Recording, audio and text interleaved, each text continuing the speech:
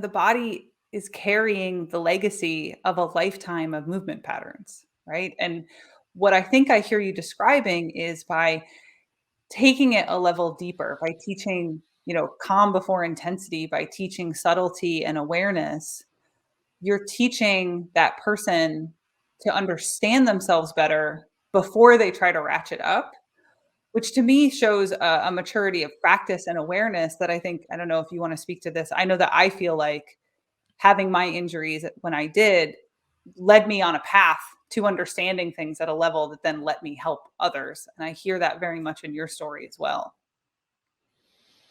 Yeah, this shows up a lot, specifically when I work with professional athletes where well, they're professional, and I'm gonna reference one of the best kickers in the NFL. I worked with him on his, last season where he was ranked the number 1 kicker in the NFL.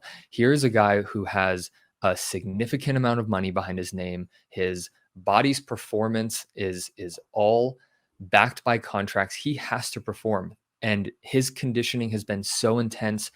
Everything's always gotta deliver. There's no off days, there's no rest days. He's gotta be the best. Yet he could barely stand up and walk around.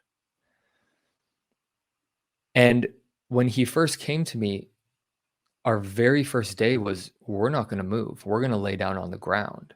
And what that first session showed him was his attachment to intensity. No wonder why he was in pain. No wonder why he could barely move outside of just being able to kick a ball, because he was always like a nail or a hammer looking for a nail. He was never trying to figure out, how can I give this body some rest? How can I give it recovery to help combat this intensity?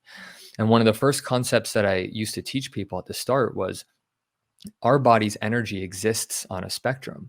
On one end of the spectrum, we have intensity. We have the work that I think Nike always shows in their commercials. People are sweating, they're on the ground, they put every bit of their being into that workout. Cool, that's great. That's one end of the spectrum. But the other end of the spectrum, this softness, this gentleness, this you trying to activate a parasympathetic response with your body and calm down your systems so you can rest, digest, and recover. That's the other end of the spectrum. And we're not spending time at all on this other end.